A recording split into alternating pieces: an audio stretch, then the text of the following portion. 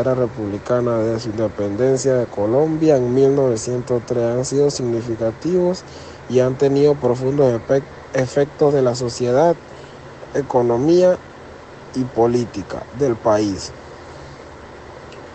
La separación de Colombia en 1903 y el control de los estadounidenses.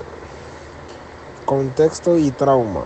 La separación de Colombia fue facilitada por los Estados Unidos, que estaban interesados en la construcción del canal y la construcción interoceánica. Tras la independencia, Panamá firmó el Tratado de Jaibarão-Barilla con los Estados Unidos, que otorgó el último control prácticamente absoluto sobre la zona del canal. Esta cesión de soberanía fue vista por muchos panameños como una traición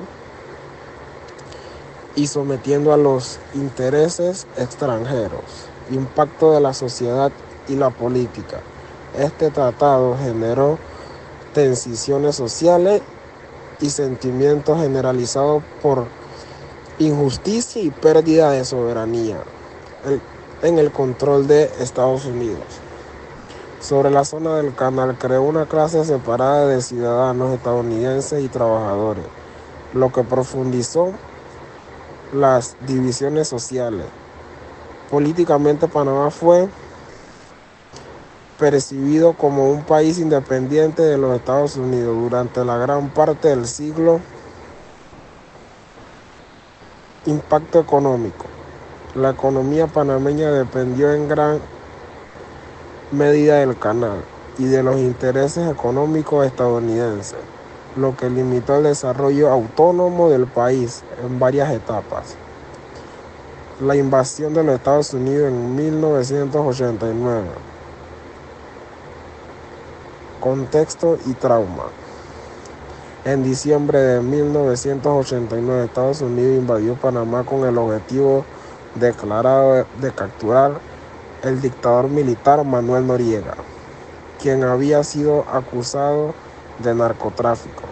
Noriega había sido aliado de Estados Unidos, pero su relación con Washington se deterioró en los años 80.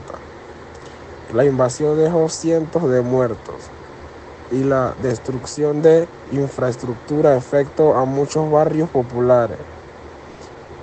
Impacto de la sociedad.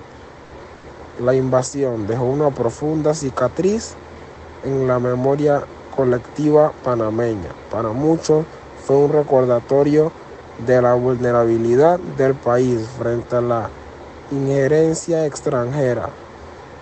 Las muertes civiles, la destrucción de barrios como El Chorrillo y la humillación nacional crearon resentimientos duraderos. Impacto en la política. La invasión marcó el fin de la dictadura militar en Panamá, lo que permitió la transición hacia la democracia. Sin embargo, también dejó un sistema político con una fuerte influencia de Estados Unidos. En los años posteriores, las consecuencias de la invasión todavía son objeto de debate político en el país. El impacto económico. A corto plazo, la invasión generó crisis económica para también la posterior recuperación de democracia que impulsó la estabilización económica y la modernización del sistema financiero del país, especialmente en los años 90. Dictador militar de 1968 a 1989. Contexto y trauma.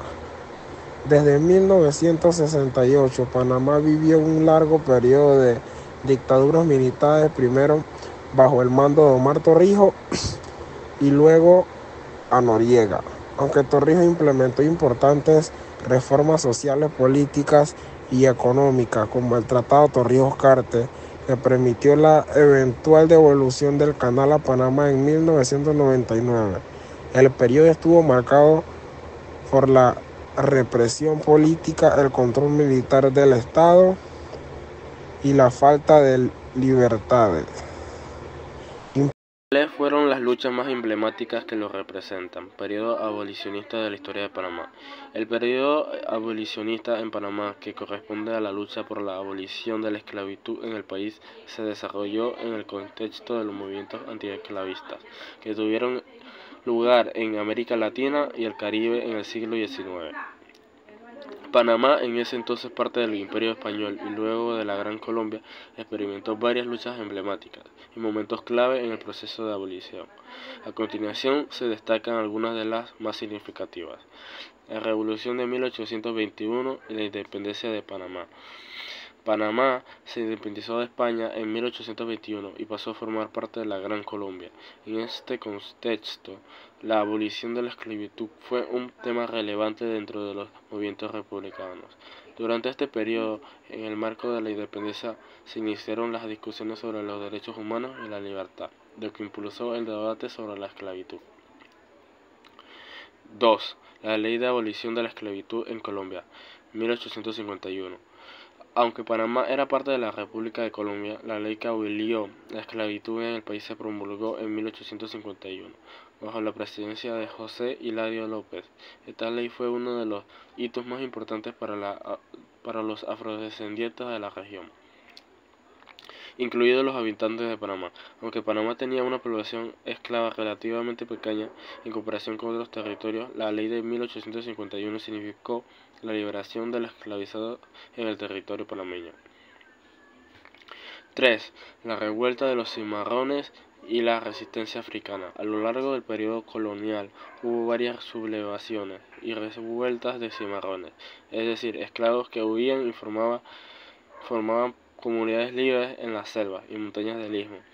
Estos cimarrones jugaron un papel fundamental en la lucha por la libertad, ya que resistieron tanto a las autoridades españolas como a los locales, demostrando una lucha constante por la autonomía y la libertad, aunque estas revueltas no siempre estuvieron directamente conectadas con el movimiento abolicionista formal. Se representaba una resistencia clave al sistema esclavista. El faro que guía a los ciudadanos de la República de Panamá en su lucha por reivindicaciones sociales y patrióticas fue la búsqueda de soberanía y justicia en relación con la influencia estadounidense en el país. A lo largo del siglo XX, especialmente durante las décadas de 1950 y 1960, surgieron movimientos sociales y patrióticos, impulsados por la necesidad de autonomía y por la percepción de un trato desigual en su propio territorio, particularmente en la zona de Canadá. El periodo revisionista y abolicionista en Panamá, que se extendió principalmente desde los años 1940 hasta la década de 1970, fue una etapa marcada por la resistencia contra las condiciones impuestas en los tratados con Estados Unidos, especialmente el Tratado Ay-Bana-Ubaría de 1903. Este tratado cedía el control y jurisdicción de la zona del canal a los Estados Unidos, y los ciudadanos panameños fueron marginados en su propio país. Panamá quería recuperar su control sobre el canal y sobre su territorio. La llamada zona del canal, que se consideraba una zona excluida para los panameños bajo administración estadounidense. Los panameños experimentaban discriminación y un trato desigual en la zona del canal, en comparación con los empleados estadounidenses. Esto generaba tensiones y el deseo de una igualdad de derechos en su propio país. Inspirados por las luchas de otras naciones y por el contexto de descolonización en América Latina, los panameños desarrollaron un fuerte movimiento patriótico para rechazar la intervención extranjera y exigir mejores condiciones sociales y laborales. Eventos claves. Día de los Mártires, 9 de enero de 1964. Fue un momento fundamental en el que estudiantes panameños marcharon para izar la bandera de Panamá en la zona del canal, lo que generó enfrentamientos y causó muerte de varios estudiantes. Este evento aumentó la presión sobre Estados Unidos para negociar una nueva relación con Panamá. Tratado Torrijos-Carter, 1977. Las luchas y presiones sociales finalmente llevaron a la firma de Estados Unidos, que estipularon la transferencia de la zona del canal y de la zona del canal a Panamá. En 1969, esto fue el logro de luchas patrióticas y el símbolo de la soberanía nacional. El faro que guió a los ciudadanos panameños fue en esencia el ideal de soberanía e igualdad en su propio territorio, impulsado por un deseo profundo de justicia y autonomía. La lucha patriótica culminó con la recuperación del canal, marcando el fin de una era de intervención extranjera y consolidando la identidad y el orgullo nacional panameño. Se inició el periodo revisionista. El Tratado Ayvano-Varilla le otorgaba a Estados Unidos el control sobre el canal y sus instalaciones, lo que limitaba la soberanía de Panamá sobre una franja considerable de su propio territorio. La zona del canal era administrada como un enclave estadounidense dentro de Panamá, y los ciudadanos panameños se sentían como extranjeros en su propio suelo. Durante el siglo XX surgieron movimientos patrióticos que buscaban reivindicar la soberanía de Panamá y mejorar las condiciones de la vida de los panameños. Estos movimientos se inspiraron en las luchas de otros países en América Latina y el Caribe por la independencia y la justicia social. Los tratados y concesiones desiguales con Estados Unidos se volvieron cada vez más impopulares en Panamá. Además del contexto de descolonización y movimientos de derechos civiles a nivel mundial, incentivó la demanda panameña por una revisión de los términos de su relación con Estados Unidos. ¿Cuándo se inició el periodo revisionista? El periodo revisionista comenzó formalmente con las revisiones de los tratados en la década de 1940. En 1936 se firmó el Tratado Arias-Roosevelt, que eliminaba la cláusula de intervención unilateral de Estados Unidos en los asuntos internos de Panamá. Sin embargo, este tratado no abordó el tema del control de la zona del canal. A mediados del siglo XX hubo múltiples protestas, movilizaciones y negociaciones para obtener un trato más justo y una mayor soberanía. Entre los eventos más destacados están protestas de 1947. La oposición panameña a la presencia militar estadounidense se manifestó en grandes protestas cuando Estados Unidos intentó mantener las bases militares en Panamá. Después de la Segunda Guerra Mundial, las protestas llevaron al rechazo del convenio de bases. Culminación del periodo revisionista. El periodo revisionista alcanzó su clímax con la firma de los tratados Torrijos-Carter en 1977, que establecieron la devolución gradual del control del canal y de la zona del canal a Panamá. Culminando en 1999, estos tratados representaron el éxito de una lucha por la soberanía y fueron un logro histórico del nacionalismo panameño. El periodo revisionista fue un tiempo de lucha por la reivindicación de los derechos y de la soberanía de Panamá sobre su propio territorio, impulsado por el deseo de justicia y de control sobre el canal. Este periodo marcó un antes y un después en la historia panameña. 1. Manuel Amador Guerrero, 1904-1908. Obras que lo acreditan. Primer presidente de Panamá tras la separación de Colombia. Impulsó a la organización del nuevo Estado, la redacción de la Constitución de 1904 y el establecimiento de las relaciones diplomáticas en los Estados Unidos. Obras que lo desacreditan. El Tratado Ayvano-Varilla, considerado por muchos como un acto que cedió excesivamente la soberanía del país a Estados Unidos. 2. Belisario Porras, 1912-1924. 3 periodos consecutivos no. Obras que lo acreditan. Gran modernizador del país, construyó carreteras, escuelas, hospitales y reforzó las instituciones del Estado, promotor de la educación y la cultura nacional. Obras que lo desacreditan. Acusaciones de autorización durante su mandato y usó fondos públicos para consolidar su poder público. 3. Arnulfo Arias Madrid, en 1940 a 1941 y de 1949 a 1951 y en 1968. Obras que lo acreditan. Impulsó reformas laborales y sociales que beneficiaron a los sectores más vulnerables. Creación del Código de Trabajo de 1947. Las obras que lo desacreditan. Su mandato fue interrumpido 3 veces debido al golpe del Estado.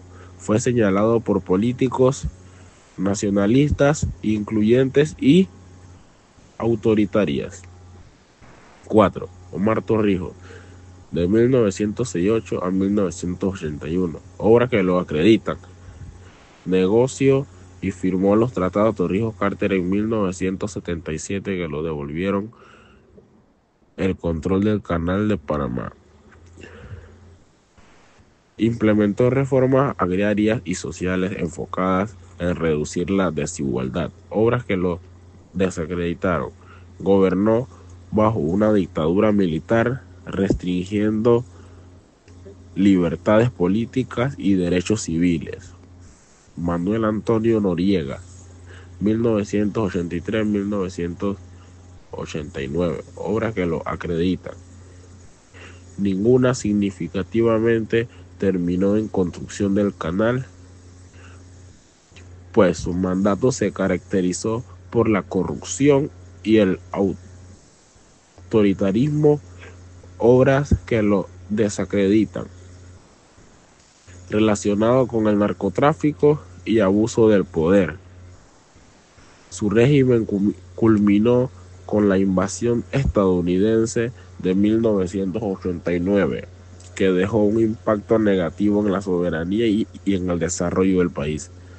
Mireya Moscoso, 6, de 1999 a 2004, obras que la desacreditan. Obras que la acreditan.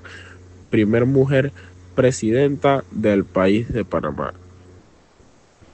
Supervisó la transferencia completa del Canal de Panamá, el control panameño, obras que la desacreditan. Acusaciones de corrupción y mal manejo de los fondos públicos durante su administración. Cada golpe de cada gobernante ha contribuido de alguna manera al desarrollo o retraso de Panamá. Los méritos y deméritos de cada uno se evalúan en función de las decisiones que han tomado en aspectos como la soberanía, la justicia social, la economía y la infraestructura del país. La patria en la literatura y especialmente en la poesía es un concepto cargado de significado emocional y cultural. En las obras de autores como Rubén Blades y Ricardo Miró, la patria se representa como un espacio físico, simbológico y afectivo construido a partir de experiencias, recuerdos, identidades y compromiso. Cada autor aborda la idea de patria desde perspectivas que entrelazan el amor, el sacrificio y la búsqueda de justicia. Ricardo Miró, con la patria como nostalgia y raíces. En su poesía Patria, Ricardo Miró expresa un profundo amor por Panamá, destacando la patria como un lugar de pertenencia emocional, marcado por sus paisajes, su historia y los sentimientos que despiertan en sus hijos. Para Miró, la patria se construye desde la memoria y la identidad, siendo un reflejo de los valores y las luchas de quienes la habitan. En su poema, Miró utiliza la nostalgia como un medio para conectar con la patria, especialmente al estar lejos de ella, describiéndola como la tierra virgen donde nací en una cuna que aún se mece. Esta visión destaca que la patria no solo es un lugar físico, sino una construcción espiritual ligada a la cultura, las tradiciones y los recuerdos compartidos. La poesía de Miró sugiere que la patria se construye mediante el respeto y la preservación de estas raíces. Rubén Blades, con la patria como responsabilidad colectiva, por su parte, Rubén Blades aborda la patria desde un prisma más social y político, reflexionando sobre el compromiso con la justicia y la igualdad. En su canción Patria, la patria es representada como una comunidad de personas unidas por valores comunes y una visión de progreso. Blades enfatiza que la patria no es solo un territorio o una bandera, sino las acciones y decisiones de quienes la integran. Patria es un sentimiento en el alma que desarrolla y crece en el corazón. Para Blades, la construcción de la patria implica la participación activa de sus ciudadanos en la mejor de las condiciones de vida, la lucha contra la corrupción y la defensa de los derechos humanos. La patria es vista como un proyecto en constante construcción, donde cada individuo aporta desde su capacidad y compromiso. La patria como síntesis literaria. Desde la perspectiva de ambos autores, la patria es un concepto dinámico que se construye desde el afecto y la memoria. Miró, recordando y celebrando las raíces culturales y los valores tradicionales. Desde la acción colectiva, Blades, comprometiéndose con la justicia, la igualdad y el bienestar social. Ambas visiones convergen en la idea de que la patria no es un ideal estático, sino un proceso vivo, nutrido por los recuerdos del pasado y las luchas del presente, siempre proyectando hacia un futuro mejor. Bueno, soy Emma Aguilar y les hablaré sobre cuáles son los 5 líderes o gobernantes panameños que durante la República han construido la patria, cuáles obras los avalaban y cuáles los descalificaban. A lo largo de la historia de Panamá, varios líderes han jugado un papel crucial en la construcción del país, aunque sus legados son mixtos. 1. Manuel Amador Guerrero, 1904 a 1908, fundador de la República. Promovió la independencia de Panamá y sentó las bases del Estado, pero fue criticado por ceder el Canal de Panamá a Estados Unidos, mediante el Tratado Ay-Bunau-Varilla. 2. José Domingo de Valdía, 1908 a 1910. Consolidó la soberanía panameña y promovió las reformas en la estructura y la educación, pero la influencia de Estados Unidos aumentó bajo su gobierno. 3. Arnulfo Arias Madrid. Impulsó reformas sociales y populistas, pero su tendencia autoritaria y los golpes de Estado interrumpieron la estabilidad del país. 4. Omar Torrijos Herrera, en 1968 al 1981. Logró la devolución del Canal de Panamá con el Tratado de Torrijos-Carter y promovió reformas sociales y desarrollo, pero su gobierno fue marcado por el autoritarismo y la represión política. 5. Ricardo Martinelli, 2009 al 2014. Impulsó el crecimiento económico y la modernización de la infraestructura, pero fue señalado por casos de corrupción y estilo de gobierno autoritario. En resumen, estos líderes contribuyeron a la construcción